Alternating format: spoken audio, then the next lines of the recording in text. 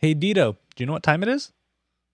Yes, it is, KT. It's time to talk about this. Ooh, all right. In this episode of the Kita Anime Podcast, we talk about how I relate to an anime character under stress.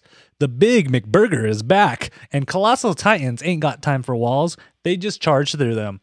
All that and more coming up. Need to record this. We don't need to record anything. Oh, it's at 25 frames per second. Okay. The show begins in 3, 2, 1.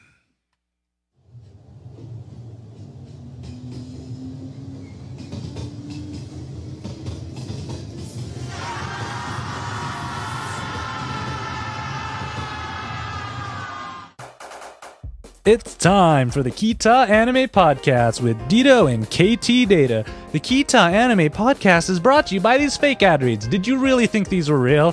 Hey everybody, welcome to the Kita Anime Podcast. I am Ktdata. And I am somebody who is over here. I am Dito. And this is the podcast, the book club of podcasts. You might see all these other podcasts where there's just talking heads. Well, we have talking heads too, but the part of the thing is that you have to watch the animes or you have no idea what we're going to be talking about today. Or you can just BS your way through and hopefully catch it later. Yeah. But don't worry. If you haven't seen any of these animes, do not fear. We take care of you here at ktdata.net and make sure you guys have what you need. So if you actually head on over to ktdata.net, look in the show notes. There are links to all these animes that we are going to be talking about. And this is the first episode of our spring season. Spring season. Yeah, even though the weather in Utah has no idea what season it is, but I'll go with it. There's no snow yet. Oh God, yeah. It starts out in summer, Yeah. and then it came into winter without the snow. Yeah. But what's nice is that this is the first time we've actually done this in our selection process.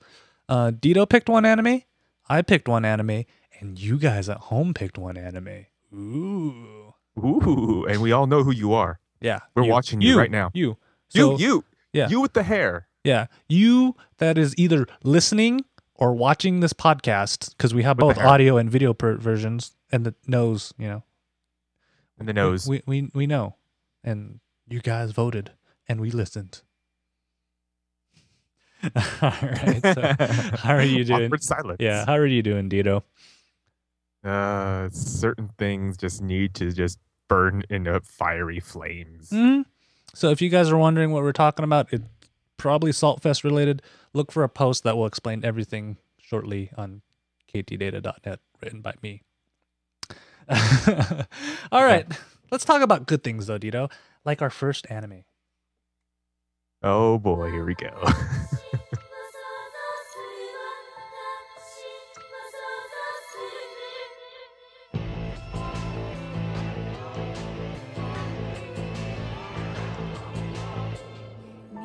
And our first anime is Ginga Kito. I should practice these. Kikotai Majestic Prince. And it's brought to you by Giant Noses. If you're a commander in this anime, you have a giant nose. A gargantuan. Like this big. You gotta admit, that's something I totally noticed when I watched this, is like all the higher ups, their noses are like the giant size of the strawberry right here, and they're just honkers. It's because when you get into high command, you have to do a lot of brown nosing. But anyways, Oh, I see what you did there. All right, so let's kind of introduce some of our characters, because there's actually a lot in this anime right here.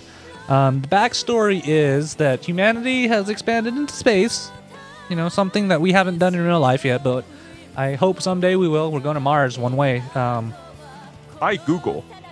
Yeah, but what happens is that there's an alien race called the Wugaru, and they're attacking humanity in their remote outposts and everything. So humanity we don't take things laying down. So since we're watching an anime, Dito, what do you think we do? We take it from the front. No, we actually give it to them by Building assembling- robots, right? Well, like in any anime stuff, when you're attacked by aliens, you have to make a force. Yeah. So you have your space force, you start creating your academies, training soldiers, and of course, you can't have this all without giant robots. I know, and this is kind of crazy, Dito. Like, we were talking about this the other day. In almost 2 years of doing the Kita Anime podcast, this is our first giant robot anime. Like, I know, it's like, how did we not do a mecha anime up to this point? It's kind of crazy if you think about it. And so, one thing I have a gripe about this anime is they have no idea how to name anything or make really cool anime or acronyms. Like Gundam, that's a cool acronym. But AHSMB is not a cool acronym, and I can't even remember that. And that stands for Advanced High Standard Multi-Purpose Battle Device. On there. I don't know why we just call it the Zero System. Wait. What? Sorry, was that already used? Maybe. And also they have an academy for the pilots, which they call the Military Junior Pre-Academy, which is the MJP. And I'm like, why didn't you just call it the MJA? Like, you could tell they were pushing it with the Pre-Academy. Probably means something else. Like, I think the acronym probably has something else in Japan that they probably don't want to associate with. Yeah. And then so in this, of course, if they're talking about kids, so high schoolers essentially, junior high, that all blends together. You know, your 15 to 17 range. Yeah. There's this team called the Team Rabbits. Another horrible name. Can I add? Team Rabbits. That's really gonna strike fear in your enemies. Team Rabbits is coming after you. Remember, the White Rabbit. You don't think Killer Force. And they also have another nickname because each of these characters, they excel in their own fields, like individually, but you stick them in a team, they suck. And they always score the lowest out of all their class. And they've kind of coined the nickname the Fail Five for these guys. And I guess we should introduce who the Fail Five are on there because they end up being our protagonists. We have Izuru Hitachi. He pilots Red 5, and he's the leader of the team. He also likes manga and drawing manga. And heroes. And he loves yes. Heroes. And then we have Toshikazu Asagi, pilot of Blue 1, and he's the forward, so he's the guy who's usually the first one to go in. And he has stomach problems, and we'll talk about it later. I feel for him.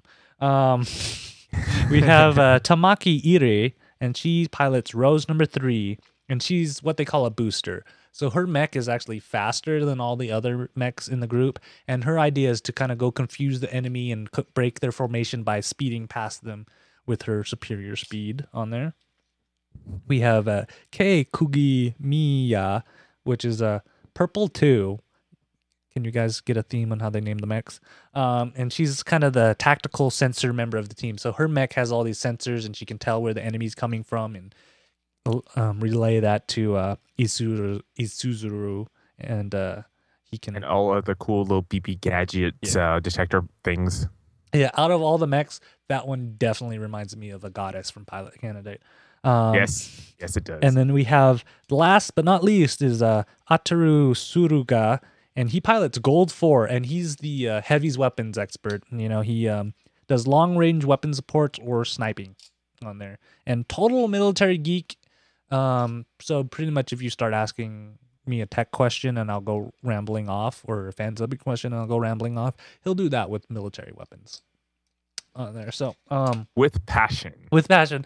So what's funny about this anime, Dito, is the reason I picked it is because it reminds me of a lot of different animes in just different forms. Like the mechas totally reminds me of Pilot Candidate or Candidate for Goddess, depending on when you watch the anime. Like all the designs kind of remind me of those goddess designs, you know, where they're like almost, they're not directly human looking, but they have this kind of otherworldly feel to it. And then the characters definitely look like they're straight out of the world of Scride. Scrido. I have to say that the characters, since this is mecha and it's the same characters, I have to say it's Gundam Seed. They like pulled them right out of Gundam Seed. Yeah. And then like the numbering and everything, that reminds me of, you know, the oldie but a favorite, Voltron on there, or Go Lion. Because can you kind of see that? Because they all have different colors. Remember how like the red lion was the leader and the blue lion, and Red's always been the leader in any kind of like team-based kind of animes, you know, Even because we in have even like in oh Sentai. yeah, we have all the like the Super Sentais, we have like the Kyokaidos, you know, well not Kyokaidos actually, is any of the I'm like Sentai related I'm like ones will the have that. Power Rangers, yeah, Power yeah, Rangers. Well, that's Sentai, yeah. so Super Sentai. And then what's really funny is the Wugaru. When I saw him, hey, look, it's the Zentrani from Robotech. Where the little thing on their head didn't just say Well, anything. that and they're green, you know, because like I think the Zentrani were blue, but it's still like the glow coming off of them is like No, I think they're actually green, but yeah, back then with the the coloring was so the coloring was so bad that they turned blue. yeah, like that totally reminded. And then they also talk in the like They the talk backwards. yeah. Does that not remind you of the Zentrani too? Because they would they'd like do post effects on their voices, so they sound all low and echoey for the Zentrani. They're tall or something. Yeah, Wait, like it seriously, like, doesn't it remind you? And like for some reason, like you think all these combinations would you just be like, oh, this is just another one of those mecha animes that are stealing from everybody, and not straight from Gundam. There is an anime that I swear is Gundam, on there. and for all those who probably have been watching the new seasons, know what we're talking Yeah, about. I'll just say Valve Rave, on there.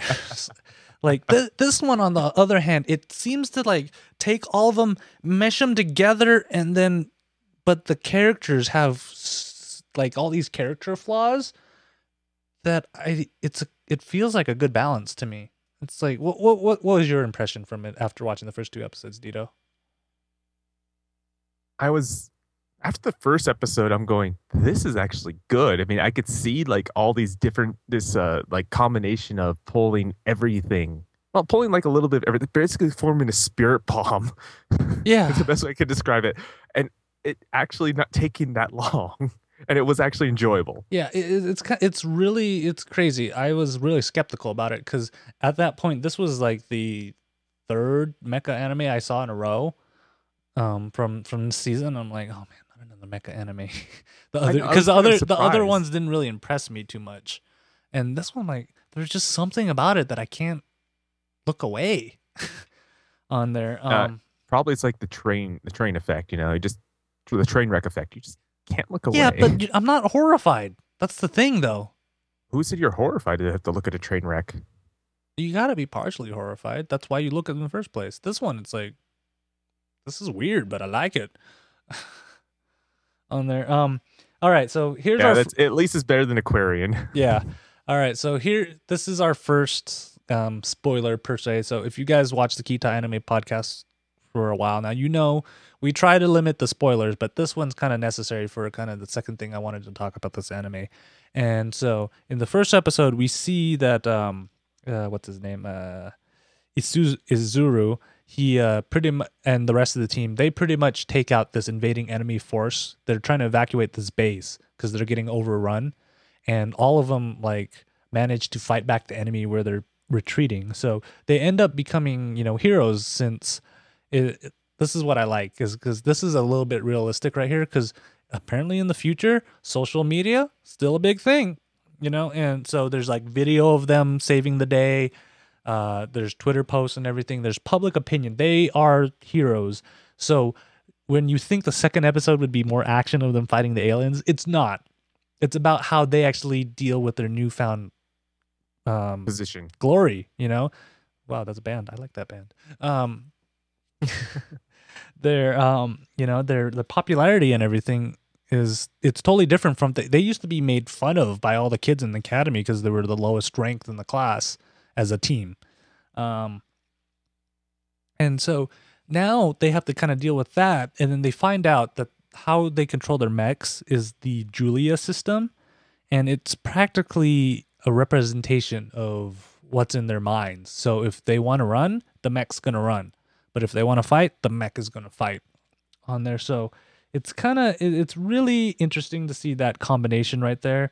And, it gets to the point where they're so popular and the group is so short on cash, they get sponsored mechs. This is what I found the funniest part about it too, because when you first see the mechs, you just see them in their big forms, but apparently they have mini forms inside of them. Yeah. So And then this is like they're just like tattooed in sponsors, and when you are sponsored, there's certain things you got to realize too.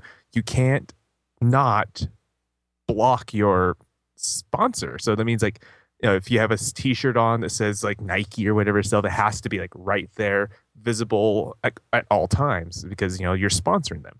In this case, like when they are trying to like put up these relay satellites and everything for all the stuff, they're like going, we can't see our ads, and so they have to do something flashy in order to do like.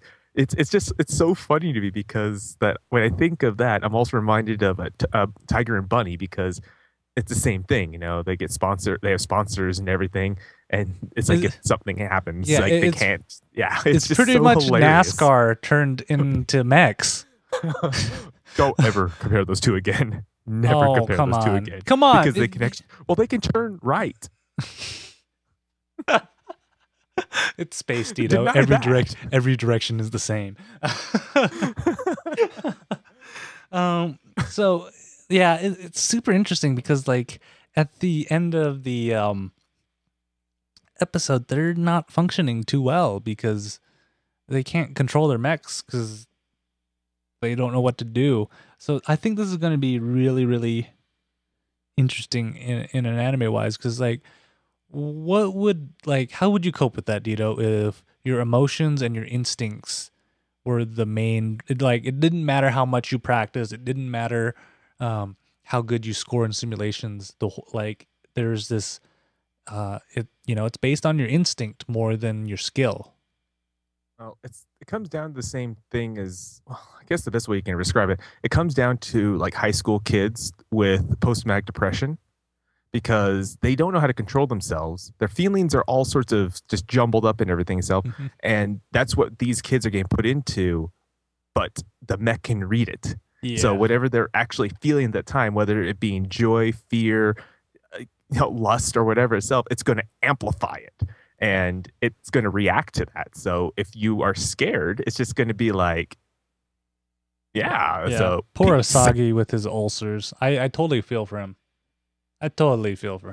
Yeah, I mean, like when you see him, he's just like going like, "Oh, my stomach. Oh, my stomach. Are you okay? Oh, my stomach." Oh man, so like I'm excited for this anime. I'm also excited for our next anime right here, which is, it might sound similar to an anime that we might have done last season.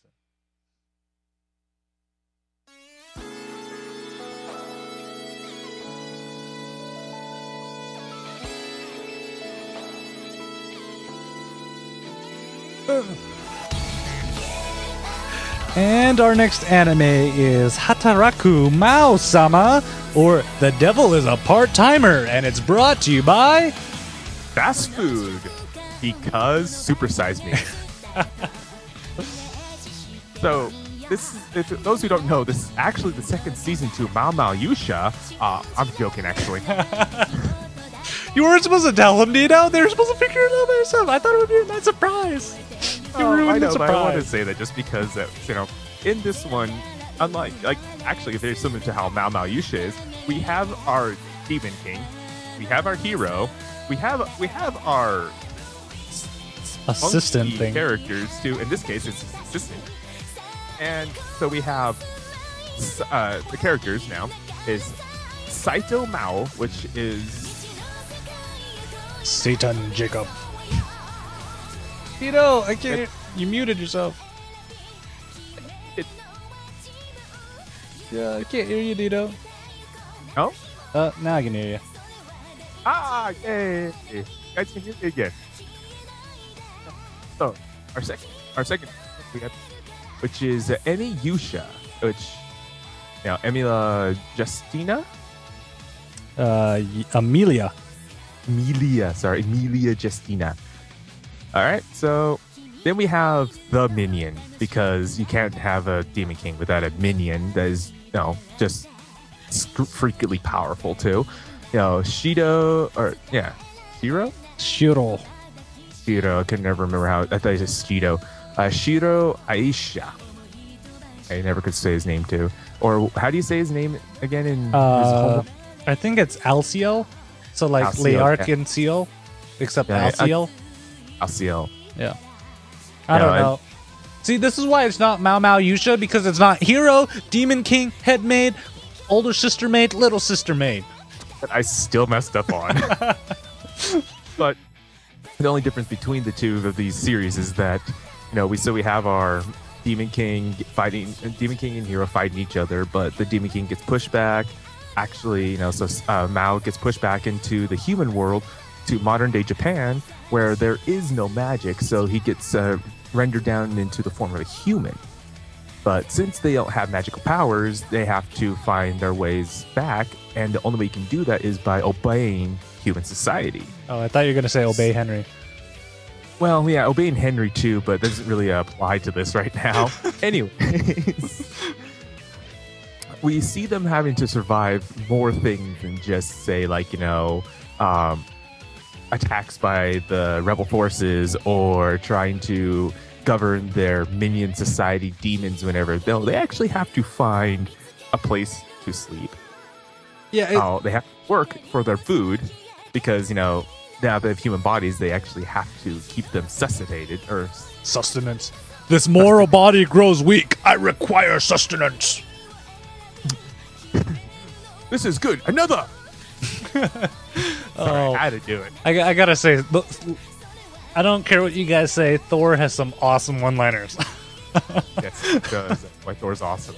But yeah, keep going. Yeah, go ahead. We come across the work methods of Shido Mao, and I don't care what anyone says. I had to laugh at this because they're talking in the apartment saying that, oh, what are we gonna do? Blah blah blah. I was like, oh, we need food, and then he just kind of points over to like the bags and bags of takeout. We're like going. But you got to remember where he works, though. Yes, he works at McDonald's. McDonald's. Yep. McDonald's, and they actually make a supersized reference on that. That's what made me laugh so hard. Oh. Because the whole McDonald's supersize me. But this show, like the first episode alone, like what'd you think of the first episode, KT? Oh my god! Seriously, like I fell in love with this anime because it does the one thing that a lot of animes don't do, because you see these super powerful beings and stuff, and part of me always asks this question: what are they doing in their downtime? What if they need to go to the bathroom? What do they do when they need to eat? And they get, when they get sent into our world and they have to deal with these things like paying rent and going to work and all that stuff. I love it because you see how like it's these little things that we take for granted. But you see these all-powerful characters that, you think they're already taken care of, but they have no idea how to function on it. And I love it. And one of the things that I love so much in this first episode is just the pop culture references. I mean, like Holy Potter, blood of a sorcerer and a dragon. I think my first episode, the thing I laughed at the hardest was his bike. Oh, he names it. He names it after, was it Dungear, or like basically it was the mythical horse of Zeus, I think it was. I think so. Oh man, of course. No, Odin. It was Odin. Yeah, I didn't write the name down. I wrote everybody else's name down, but I didn't write it. Durin, yeah, Durin. Oh man, there's something about Sparky. It just so hilarious about it, and they're dealing with stuff that we deal with on a day-to-day basis. I think it's awesome because you're seeing like his attitude toward the whole thing is that like any demon you've ever seen in anime is always like striving for more. And in his case, it's like it may seem so pitifully weak to everybody, and it's not to him. He's just like, I may be a part-timer now, but I'm getting to shift lead before you know it. I'm just like going, oh wow, how about, it's like I can't help but just to like admire and laugh at the same time too, because it's just like I just got 100 yen raise. That's like equivalent to $1. It's like a dollar raise to us, and I'm just going like, wow, dude, $1 raise is pretty. That's a significant here. That's a lot. It is. I mean, normally you see people do anything between like 15 to 25-cent raises and maybe a 50 if you're really like exceptionally well, but like $1 raise is like, whoa, who did you just brown nose? Because that's literally like $8 every day if you work an 8-hour shift, and that adds up. It is. It does. It adds up, and also your taxes too. Anyways, so then we come across the end of the episode where this girl approaches him after he gave his umbrella to her, and Wasn't turns out that a that gentlemanly thing to do for Satan? yeah, it's like Satan of all people was to give his umbrella on a bike, mind you, which I found very redundant, to a girl who is like just getting soaked. So Actually, that takes skill thinking about it, Dito. He's riding a bike with one hand and holding up an umbrella, and he's manages to like stop and accelerate with only one hand. no, not just that, and it manages to stay dry. Yeah, That is amazing. that's skill right there. Yeah, that's more than amazing. That's just skill, baby. But it turns out that she is actually the hero Emmy, and we learn that she's not quite hero-like in this, like as they tried to show her, and not to mention that she's kind of a stalker. Not even a stalker, like Okay, she's obsessed with trying to figure out what no good they're up to. By that means she has to sit next watch to their him every garbage day. can every night after If work. the garbage can comes in, confronts him at work. He has to go make her buy a burger so she doesn't. She's not a freeloader or sorry. Oh, I forgot to find the name of the burger. It was like a Oh yeah, it was another good one. It was a Mig something.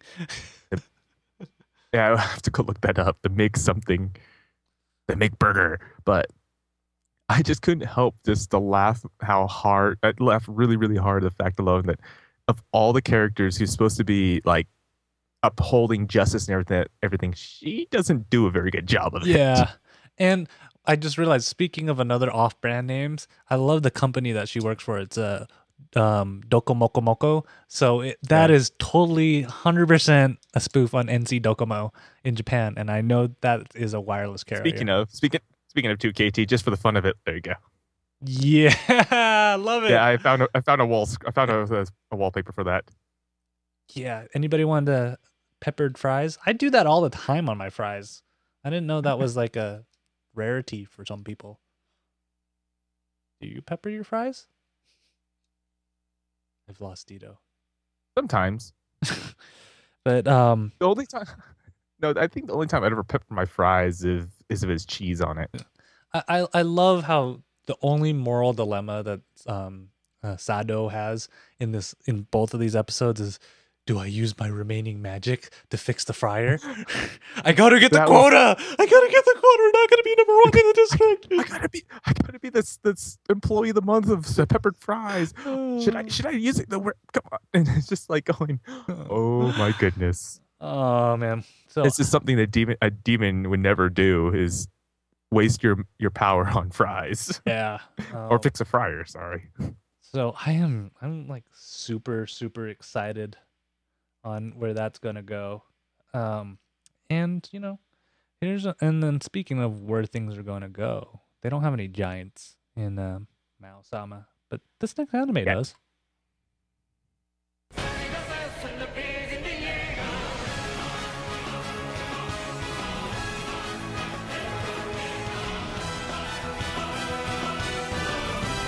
Such an epic intro.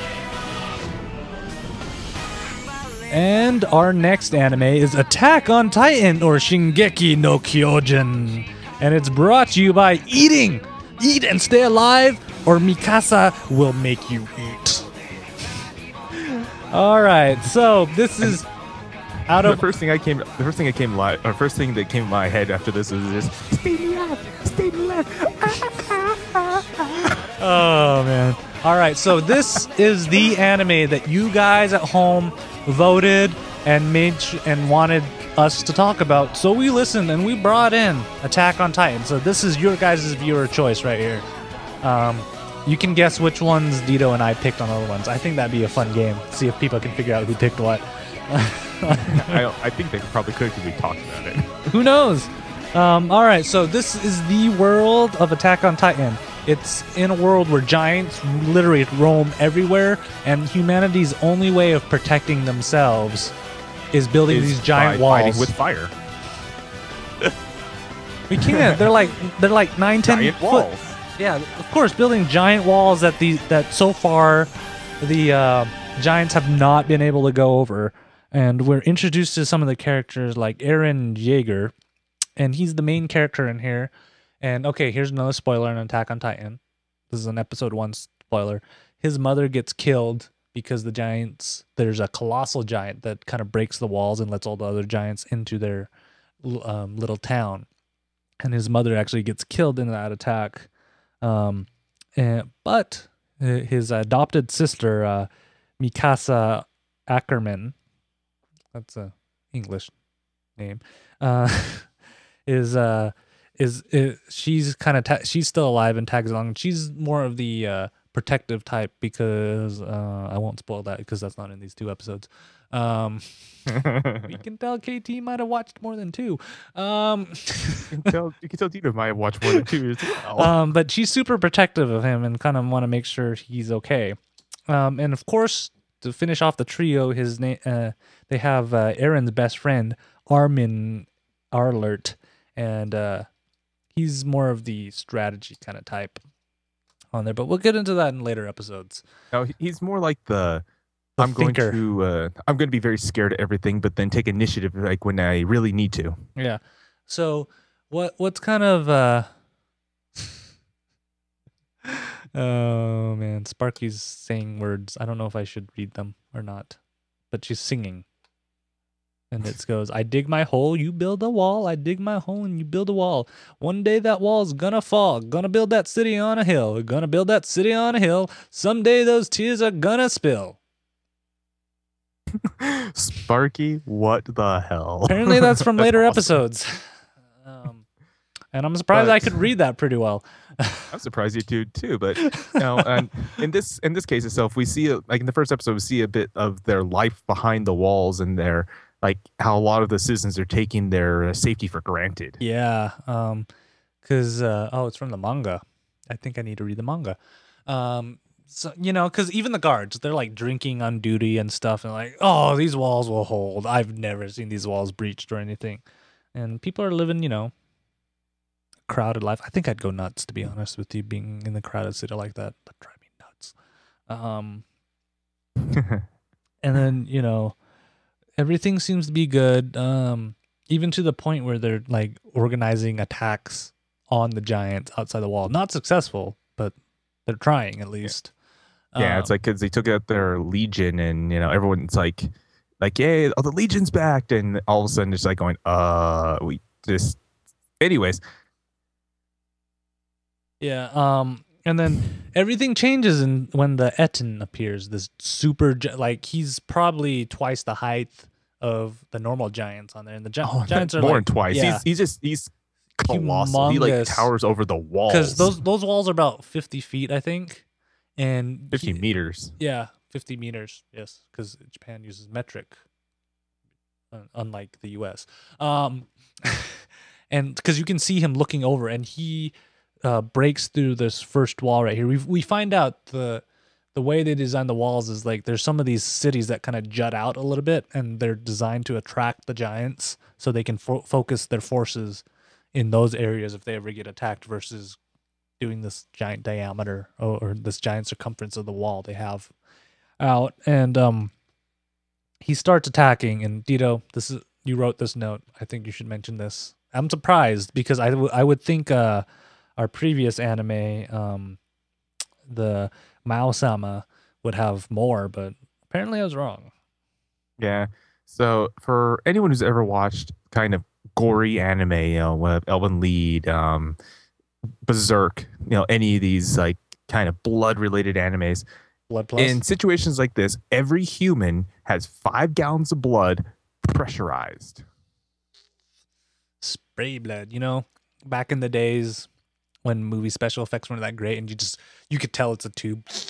Yeah, it's like anytime there's gonna be a really epic scene, or gonna be like a very traumatic scene. Dramatic scene, not traumatic. Oh, I guess traumatic is too.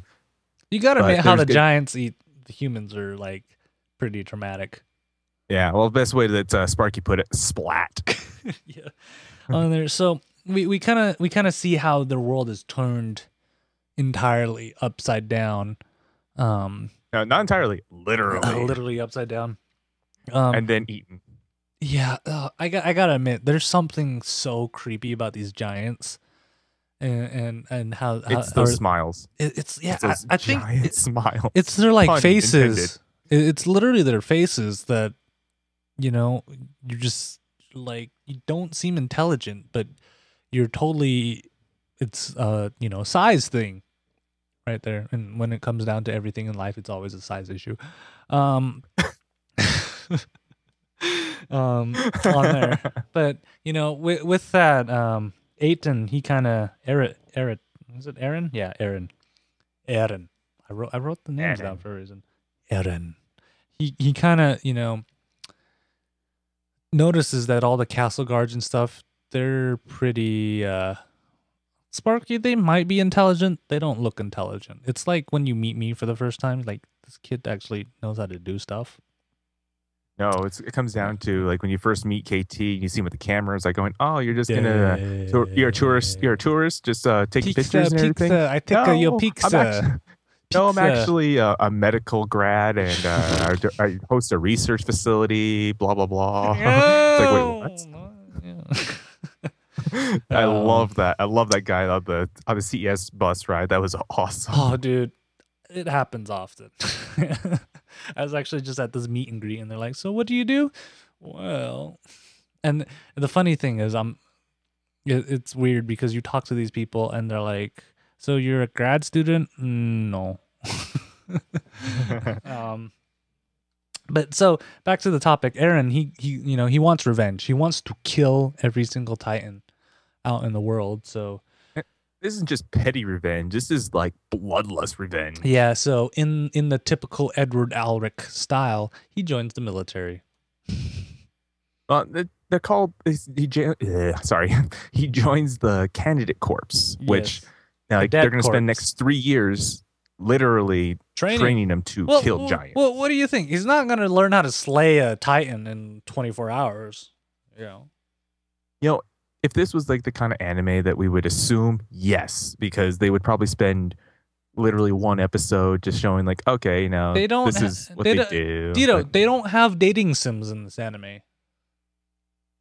If they had dating sims, he probably learned really quick. This isn't the Matrix.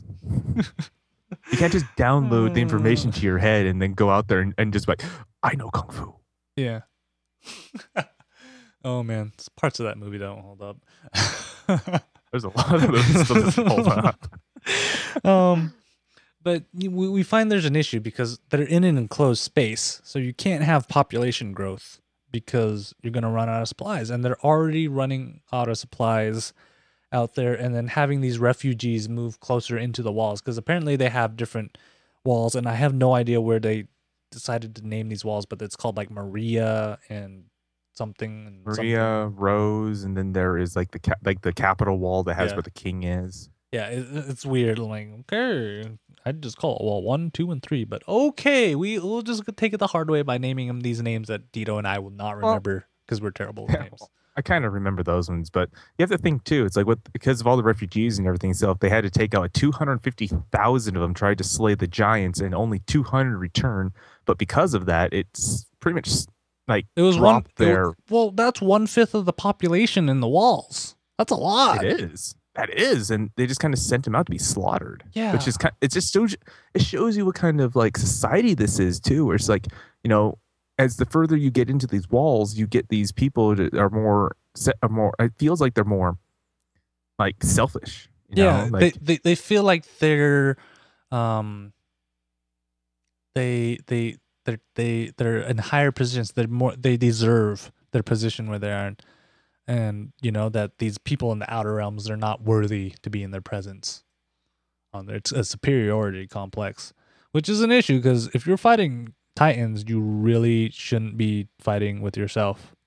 No, but they've been at peace for over 100 years, so I guess you'll eventually start getting that kind of attitude where like once peace settles in, and you don't have to worry about other threats too. You can start focusing on yourself more, I guess.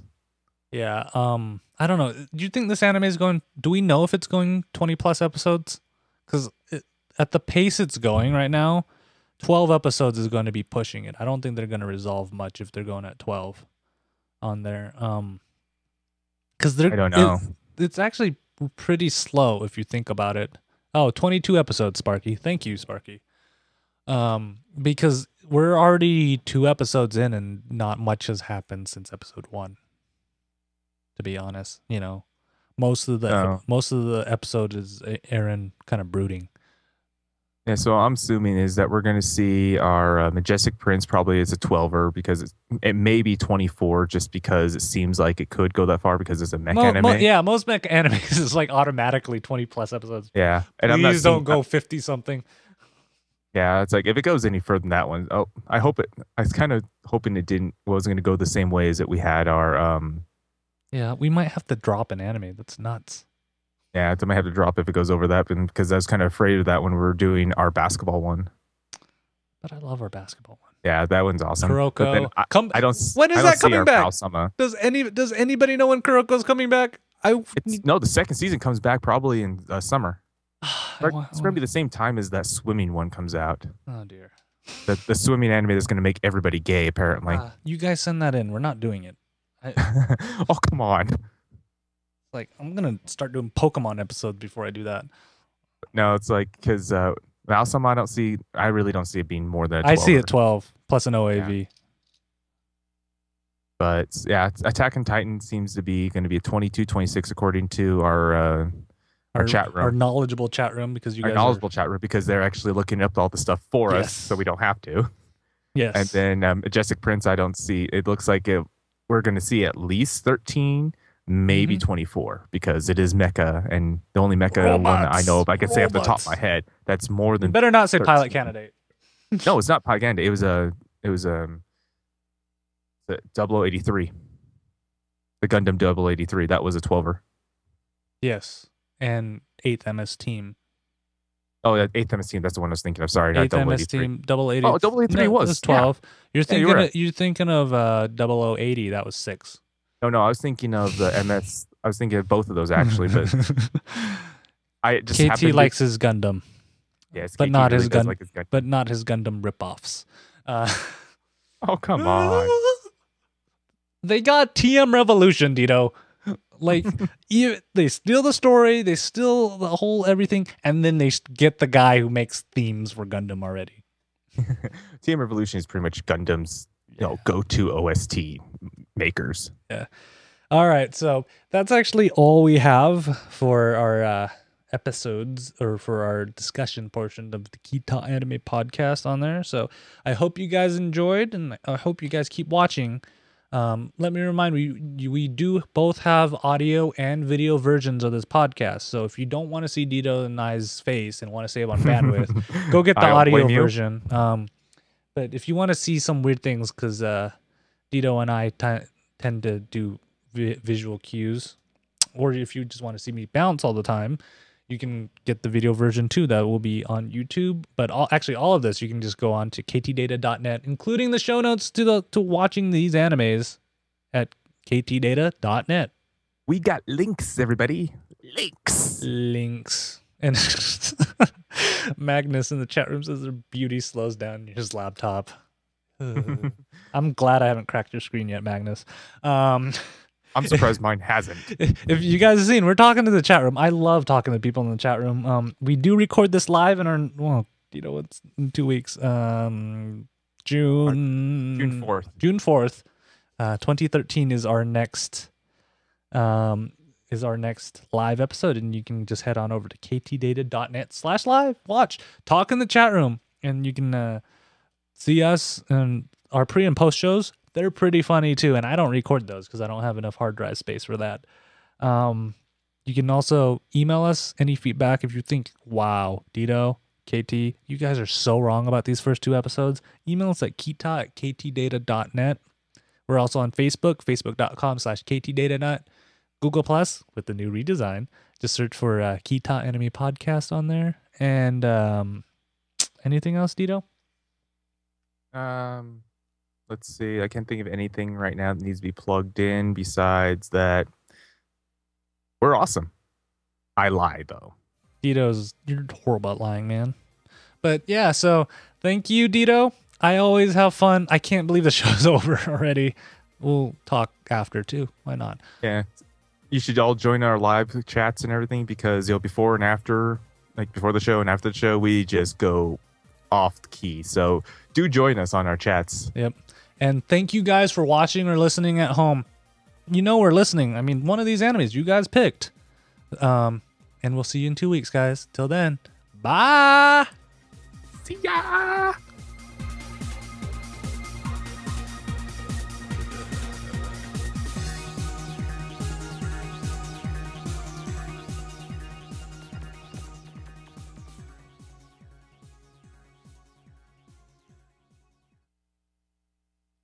Hey, Dita, do you know what time it is?